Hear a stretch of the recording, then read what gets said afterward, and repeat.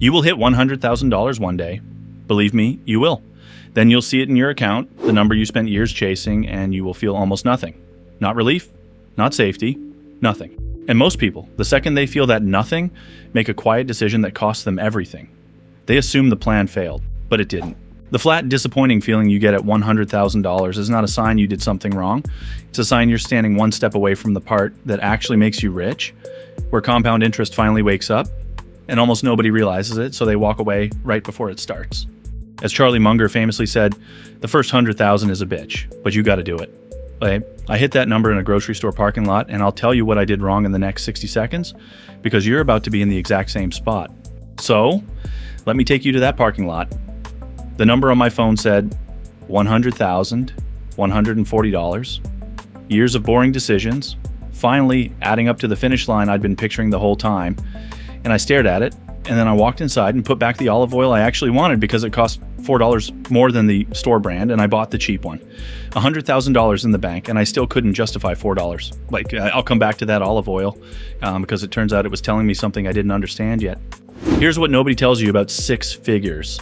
It feels almost exactly like 90,000, and 90 felt almost exactly like 80.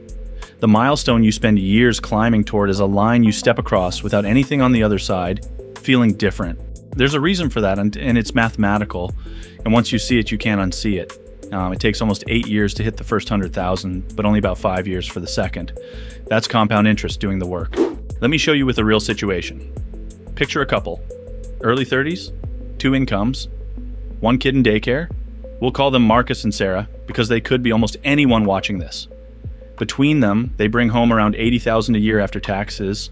They did everything right. They tracked their spending, skipped the upgrades their friends were financing, and over about 6 years, they clawed their way to $100,000 through their 401k contributions and emergency fund savings. The night they crossed it, Sarah said, "So that's it? That's $100,000?" And Marcus didn't have an answer because the account looked exactly like it had the week before when it said 96. Here's what they ran into. $100,000 invested in S&P 500 index funds at the kind of return the stock market has historically averaged over the long run, throws off somewhere around $7,000 or $8,000 in a good year. Sounds like a lot until you spread it across 12 months. It's a few $100s a month. And a few $100 a month for a family whose daycare bill costs more than their mortgage is a nice cushion. It is not freedom. Marcus can't quit his job on Monday because the account hit 6 figures. What he actually unlocked was permission to maybe buy the good olive oil. That's the real prize at $100,000. A slightly more relaxed grocery run. And the reason it feels so small is the part almost nobody explains. Your first $100,000 is built almost entirely by hand. Every dollar in there is a dollar Marcus and Sarah earned, got taxed on, and chose not to spend. The market barely helped. All that compounding everyone talks about, the snowball, the money making money, at $100,000 it's still a whisper. The snowball exists. It's just the size of a snowball. It hasn't started rolling yet. But here's where 2 families who hit the exact same number end up in completely different places, and it's not about who earned more. Let me introduce the other guy. I'll call him Dave. Single income, hit $100,000 around 41 after a decade of dollar cost averaging into his Roth IRA.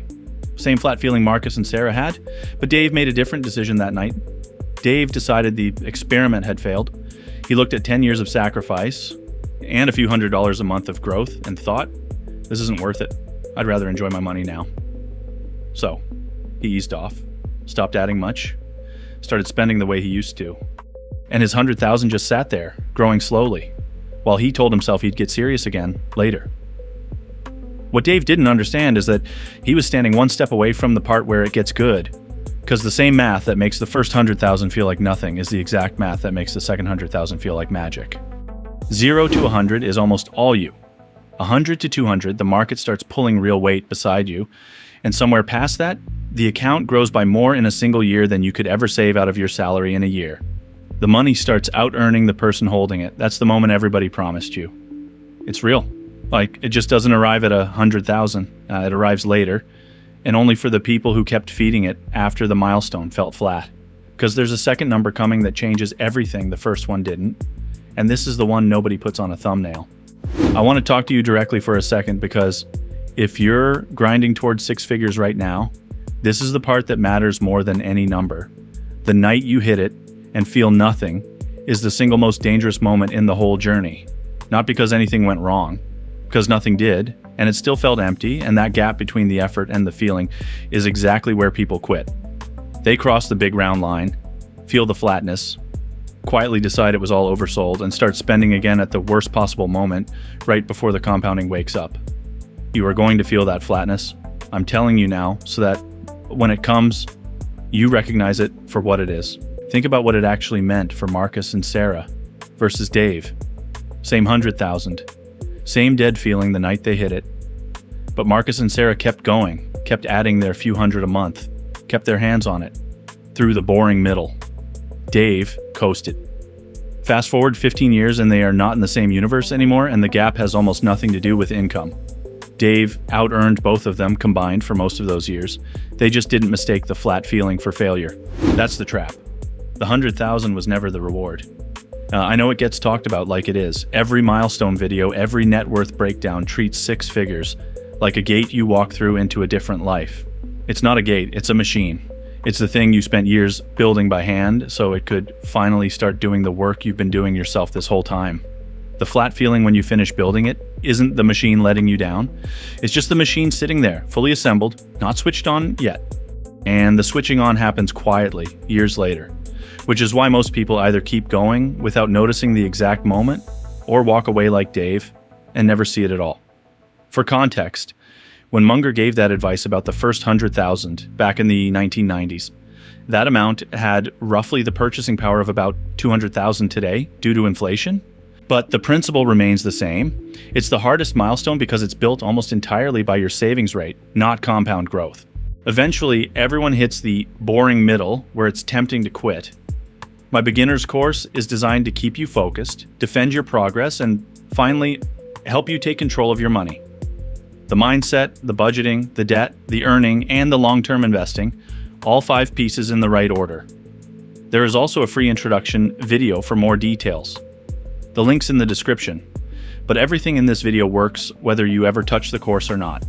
Because the cruelest part is how ordinary the quitting looks. Nobody quits dramatically. The version of Marcus and Sarah that quits doesn't announce it.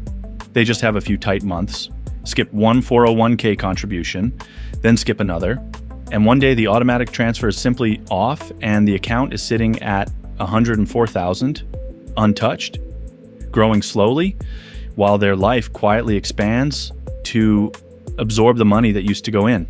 There's no decision. There's just a drift. That's how almost everyone loses it.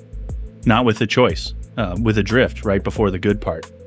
I still think about that parking lot, the $100,040 glowing on my phone, and the cheap olive oil going into the cart anyway because $4 still felt like $4. I used to think that moment meant I'd done something wrong, that if 6 figures felt like nothing, I must have miscalculated, fooled myself about the whole plan. I had it completely backwards. The flat feeling wasn't the plan failing.